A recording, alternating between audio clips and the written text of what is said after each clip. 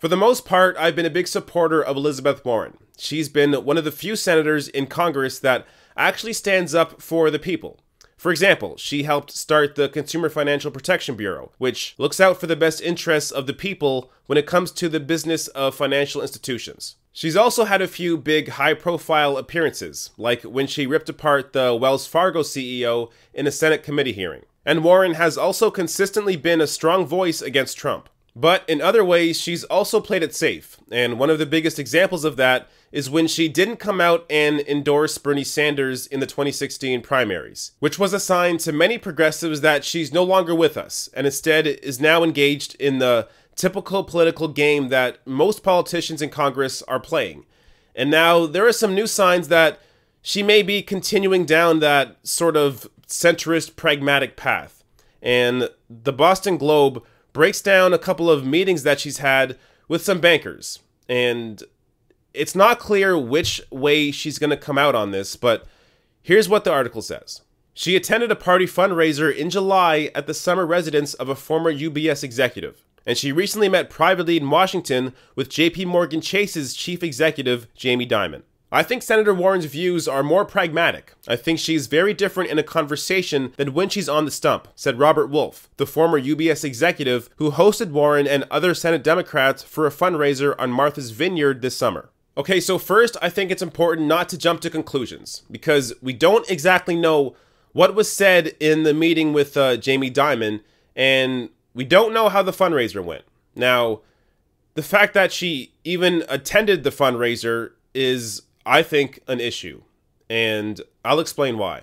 So, when you start attending these fundraisers as a Democratic senator, you begin to, it's like a little club.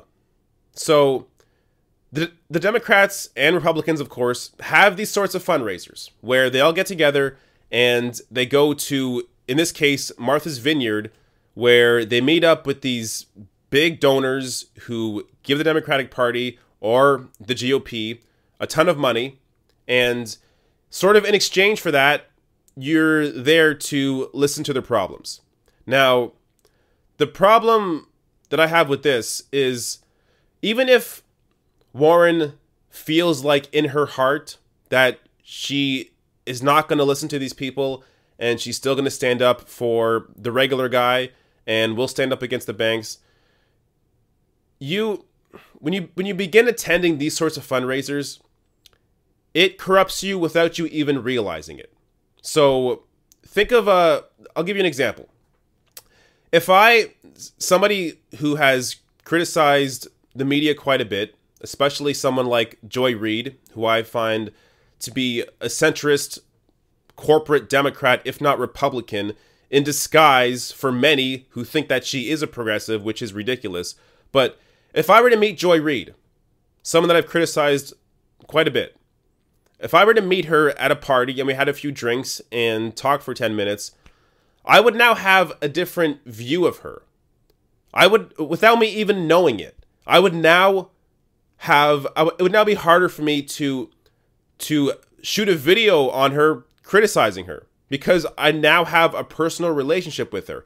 Even if I'm not friends with her, I now have this human connection where I met her and we were kind to each other. And whether you realize it or not, that affects how you operate. And that's one of the biggest issues with the media.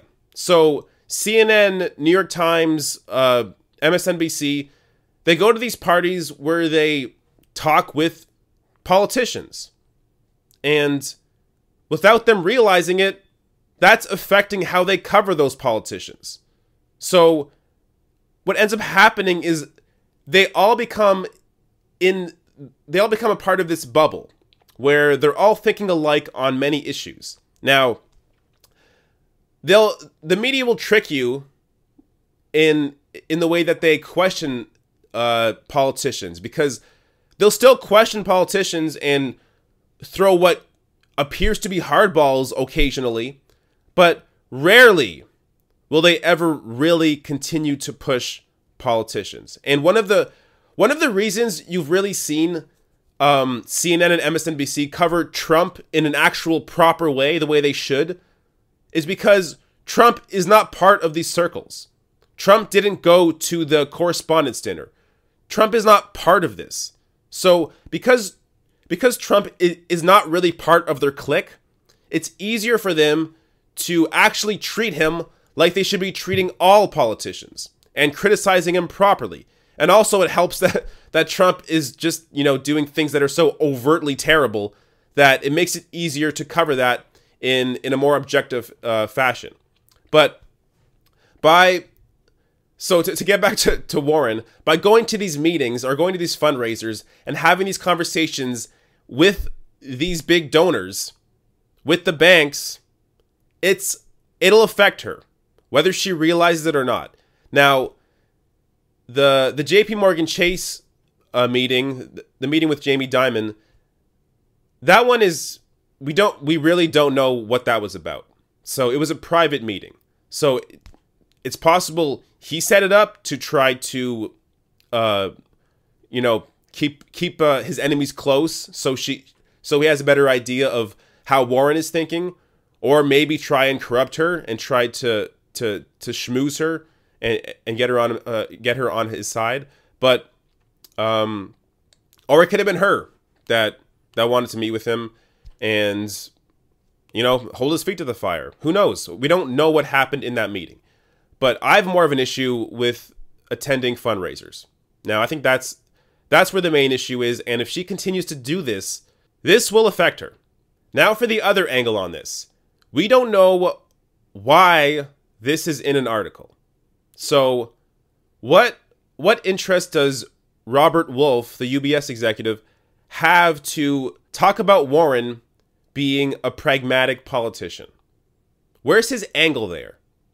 So it may simply be that, no, Warren hasn't changed, but Robert Wolf has an interest to get out there and make Warren seem like she's just like everybody else, as a way to affect her view from progressives. So if these articles start coming out where bank executives are like, yeah, Warren's great, we love her, she's fantastic, those bank executives know that her supporters are going to see that, and they know that will affect what we think of her. So there is this sort of, chess game being played where we don't really know why this is in the article and why it's being discussed and why Robert Wolf was talking to a reporter about this. So either Elizabeth Warren is slowly being corrupted, or this was Robert Wolf purposely went to the media and talked about how pragmatic Elizabeth Warren is as a way to hurt her poll numbers and her favorability among progressives. So we don't know.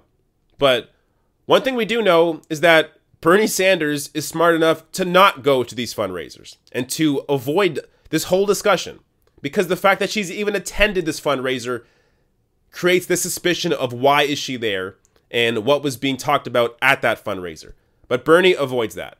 And I think if we're talking about 2020, the Democratic politician that will stand out is the one that won't take corporate and PAC lobbyist money.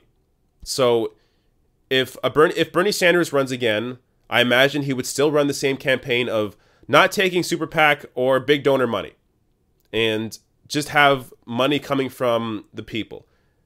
That's the best way to run a campaign.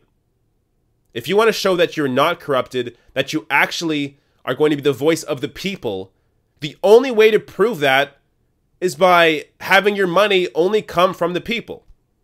But whether it's Kamala Harris meeting with Hillary Clinton's donors, or Elizabeth Warren going to a fundraiser where there's bankers there, these are not the right path towards a victory, because it's an easy way for Trump or anyone else to come out and say they're meeting with their big donors. They're bought by the banks. They're bought by Wall Street, bought by large corporations. Look who's funding them. It's that simple. Even though we all know Trump is also taking the same money, but Trump lies all the time, and he'll play that game. He'll act like he's not. And for many people, it'll work on them. So The Democrats need a politician who is not going to be taking that big money so that people can actually trust what they're saying.